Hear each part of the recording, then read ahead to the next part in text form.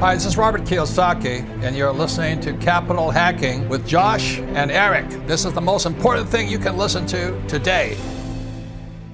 Hello, this is Josh McCown, and I'm sorry for interrupting the beginning of your favorite podcast. I know, Robert Kiyosaki, Rich Dad, you're going to have to wait a second before we get started because it's time to announce something very special. Learn and grow. Have you heard this expression on the show before? Learn and grow is a time for us as a capital hacking tribe to get together, come together within the Accountable Equity Learn and Grow Mastermind Summit hosted at Renault Winery on December 2nd and actually become a community, a mastermind. Remember Jim Rohn, the great business philosopher? He said, we will become the average of the 5 people we spend time with. And wait until you see how great the people are in that room. There's a community from all over the country that'll be flying in. We'd love to have you join us. There'll be great speakers, great content, and you could be in that room. If you haven't had a chance before, please visit the accountableequity.com site, choose Learn and Grow, and register today. Here's the one. I have a dream. With great power comes great responsibility. I could do this all day. This is it. Don't get scared now. They may take our lives, but they'll never take our freedom. Cinderella's story out of nowhere. It's in the hole. That the only thing we have to fear is fear itself.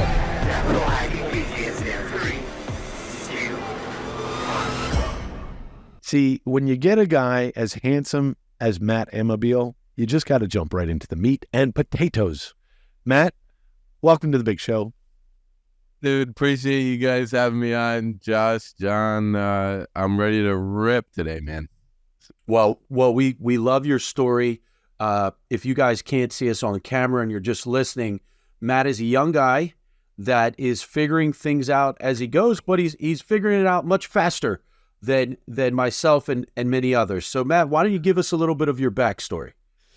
Yeah, man. I mean, just with where I'm at right now. So I'm 26 years old. I'm financially free, quit my job around a year and a half ago.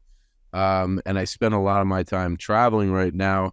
It has not been like that, though. I graduated college when I went to Rutgers University. I graduated when I was like 22 or so. Started sleeping on my cousin's couch because I was working in the New York City area, and I couldn't afford rent there. So I was like, I'm going to sleep on my cousin's couch, paying $400 a month just to do that. And there came a point where my girlfriend broke up with me. I was sleeping on the couch. I wasn't making good money. I was making like $50,000 a year. And I kind of had this big realization that I need to change my life because it's not going to change itself. So I took a look at my money, my financial situation. I decided that's what needed to change. I looked up the best personal finance books, as you've probably heard 1,000 times on this podcast. Rich Dad, Poor Dad was the first book that I read. Then I dove all in on real estate. I ended up buying a 4-unit property. It's called a house hack. It's actually where I'm doing this podcast from right now. So I live in 1 unit. I rent out the other 3. And that was my introduction to real estate. That showed me the power of cash flow and the financial viability of real estate. And, from there, I wanted to buy more properties, but didn't have money. So I decided I was going to go out and find the money and find the partners that I could work with to buy those properties. I found really killer properties with killer returns, brought in other people to partner with and buy those properties. I bought some duplexes after that, did, quadplexes, triplexes, did that. I ended up buying that partner out of all that real estate, so I owned all of that myself. And then I moved into the commercial space of real estate, where I am now operating mostly out of and raising capital on the back end to fund my deals.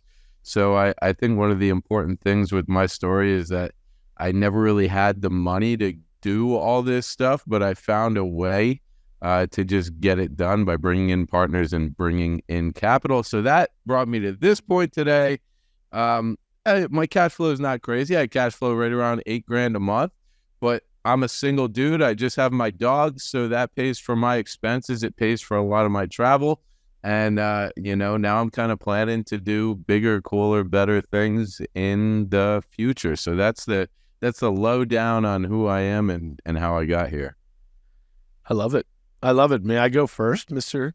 Edwin? Yep. I got questions, but I said Josh is going to go first. I do have some quick ones. So you throw out a lot of good educational pieces there that we're going to hopefully dive into, like buying out a partner, sequence. I always say, what's the sequence? Find the deal or find the money. You'll teach us about that, and then we'll talk a little bit about Rich Dad. But before we do all that, tell me about your career before quitting the career. What was that career, so I can understand your skill set? Yeah, so it was all sales. So I went to school for supply chain management. The only reason I did that is because somebody told me that I could make a lot of money coming out of school if I went and did that. I got a full scholarship for academics. I ended up doing pretty well, graduated with a 4.0 from Rutgers, which got me into this job where I was only making like 50 grand. So that was a logistics sales job. I worked there for 6 months, and then I jumped ship. I was the top performer within 6 months. I jumped ship to another company, increased my salary to right around 80 grand. That was 6 months after I got out of that job. Then I ended up being the top new rookie performer there within 8 months. So I jumped ship again and increased my salary right up to around 110,000. And then 6 months later, asked for a salary increase to 150 grand. And, just my main focus after I learned about this real estate thing was, how can I maximize my W-2 income so I could save as much as possible, so I could pump as much of this into assets as possible. Now, what people don't know, and Matt and myself and Josh were in a mastermind called Go Abundance, and so Matt, we've gotten to spend some time together, and I appreciate our friendship. But in talking with Matt, he seems very laid back. It seems like nothing bothers him. He's just happy-go-lucky. Yet when you hear his story, it's quite the opposite. So how do you put on that laid backness when it seems like you're not laid back? Like, you're pretty intense. Dude, so I had to create this. I had to do this because I'm a pretty lazy, laid back, chill dude. And I wanted to figure out a way to be able to be lazy, chilled out, and laid back. And the only way to live a lifestyle where I could constantly be like that is if I didn't have someone telling me what to do every day. I didn't have to go into the office every day.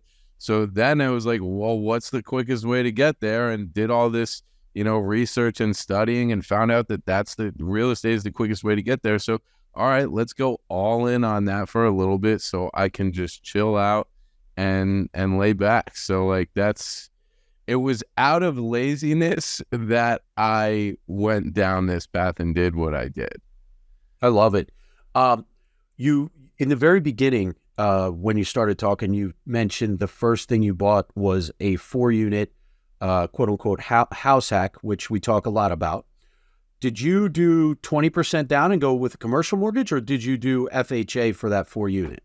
No, so that was a cool loan. That's a 203K loan, which is technically an FHA. You only have to put 3.5% down, but you put 3.5% down of the purchase price and of the construction. So I bought a foreclosed home for $140,000.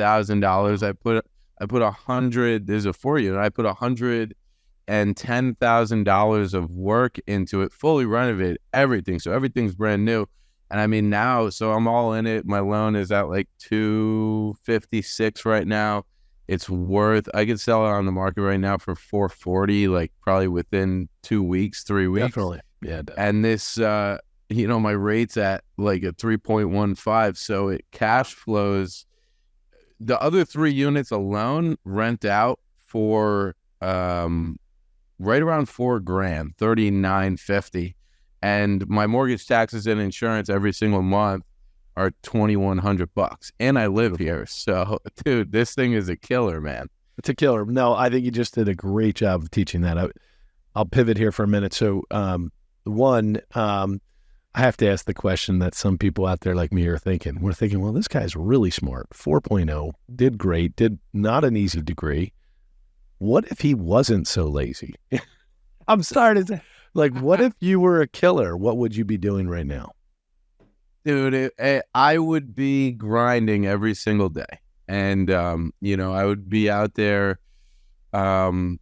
making my cold calls, hiring the team, on the people, watching all the metrics, building out the real estate business. But even like I think what I'm trying to do right now is figure out where I want to funnel all of my energy into that actually excites me, which financial freedom gives me the opportunity to do that. But I would be out there grinding, trying to shoot towards my passions. The thing is, I don't really know what my passion is. So I got to find that out before I go all in and grind out on something. I'll tell you, well, then let's go back to your podcast. So right now, I learned early on here that you have a show called Financial Freedom Fast. How old is the show? How many episodes, I should say? That's got like 120 episodes or so. Nice. That's already way more than like you're in the top 1% of the world already. So that's a lot of traction. Good job. Tell me, what is it that you want to convey in that? And what are some of the things you hear from your guests or from you that help people get to financial freedom? Yeah, so I mean, I actually started that selfishly. I just wanted to talk to a bunch of millionaires and guys that were doing stuff, and a podcast is a good excuse for me to be able to network and do that. But what I hear a lot from the guys that come on my show is like, pick your focus, find your area, find the thing that you're going to go all in on, because it's not just real estate that I talk about. I have Amazon FBA guys come on. I have hoteliers coming on. I got laundromat guys, bowling alley guys, like all these guys with different businesses coming on, and they all pick what they wanted to do, and they all picked to be excellent at it and go all in at it. So the main thing that I would say is like, find clarity on what you want to go after, and then follow the people who are already doing those things that you want to do. So who wrote the books on doing it? Who is doing it right now? Whose path you could follow, or get them as a mentor, and then go and do those things. It's like, create the blueprint, create the path, and then put in the action and the effort to get there. That's the main takeaways from every single episode combined, I would say.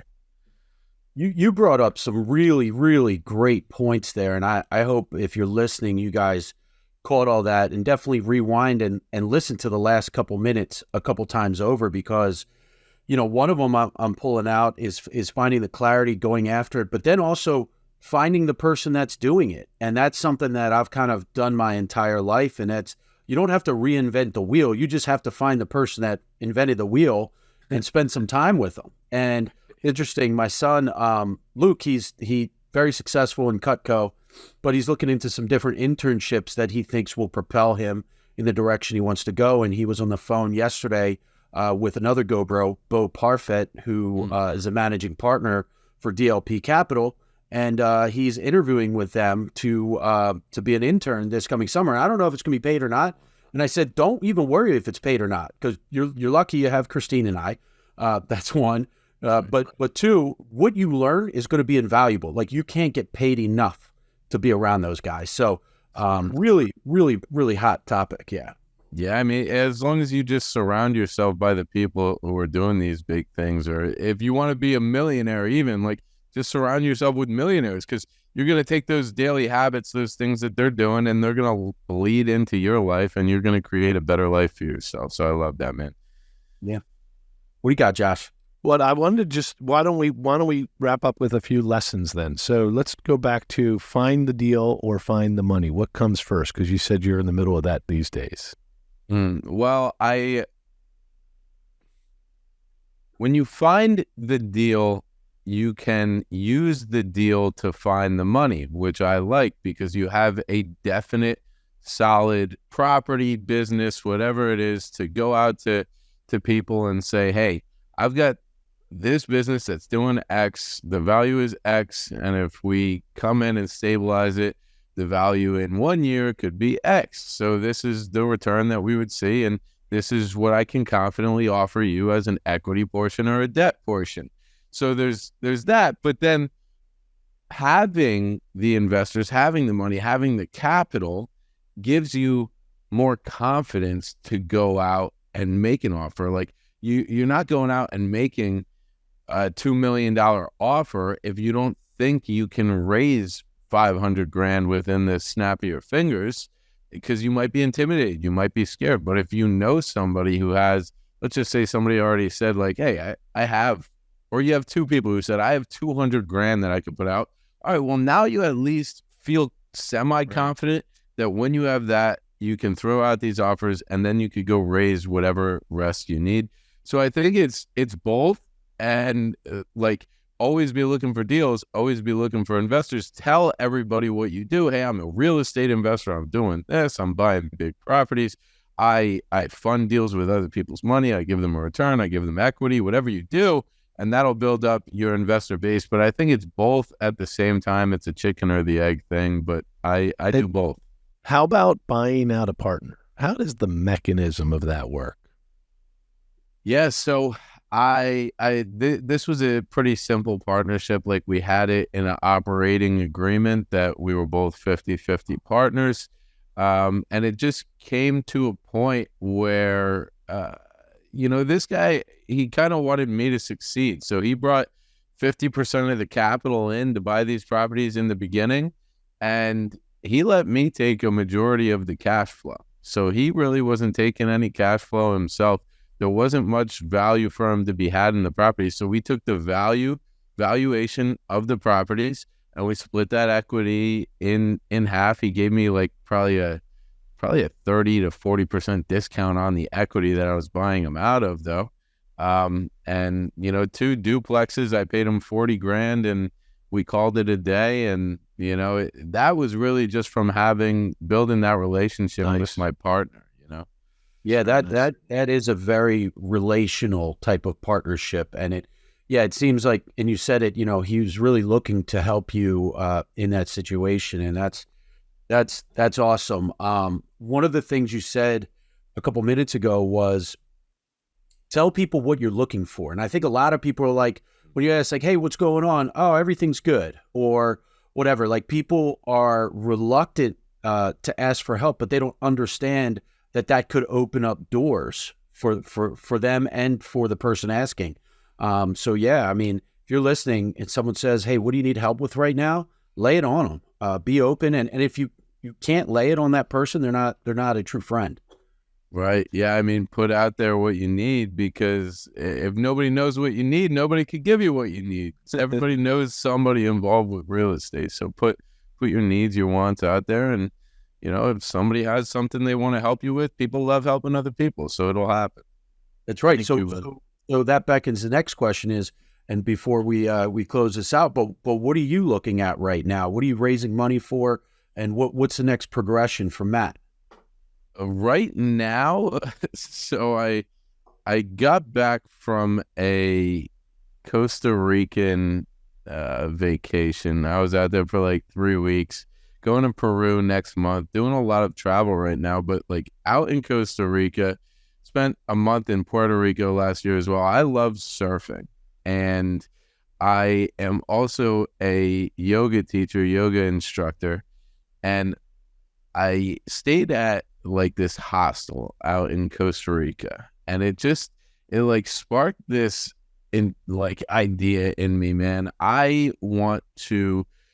think a hostel, like a beach surf hostel that has surf lessons and yoga lessons and all that type of stuff, like that is kind of the dream business that I could have right now, living on a beach, operating this hostel, teaching yoga, building different ancillary businesses off of that one business.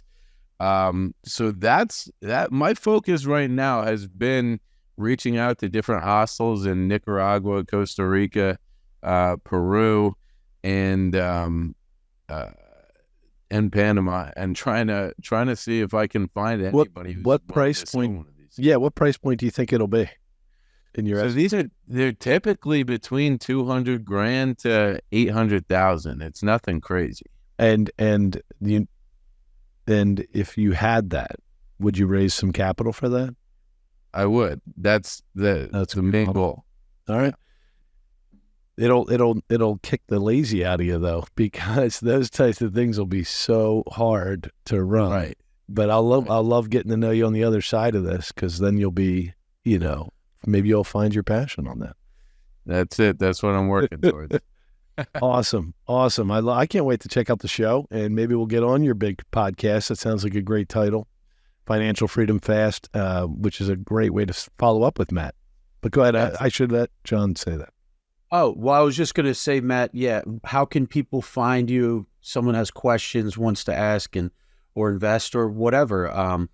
Where do people find you at? Yeah, Instagram is pretty good at Matt Amabile, MATTAMABILE. I'm also on Facebook and mainly Facebook and Instagram at Matt Amabile. And then my podcast is on every podcast app that you got: Spotify, Apple Podcasts, Financial Freedom Fast. And John, Josh, I'll have to get both of you guys scheduled up to come on and get that interview rolling. I leave for Peru November 1st. I'm gone for a month, so we got to try and get it in before then if we can. Amen. We'll definitely do it. Thank you so much, Matt. Thank you, Matt. Appreciate you, fellas. Thank you. Damn straight. We just got buddy. We got to the end of another great show, and everyone listening right now, you're the family and friends. Thanks for staying till the end. That was so fun. And hey, hit the like, hit subscribe. We're here to serve you guys. That's why we're doing this show. Josh is not paying me. I'm doing this off of my quote unquote sweat equity, because we want to make a difference in your life. And then that ripple effect will continue to touch the world. Hey, amen, brother. Please check us out on capitalhacking.com, all the social media threads. And yes, I know you've probably already sent this episode to one of your best friends. Thank you. We love you. Just go right into your iPhone, hit the plus symbol. We'll talk to you later. See you next week. Share.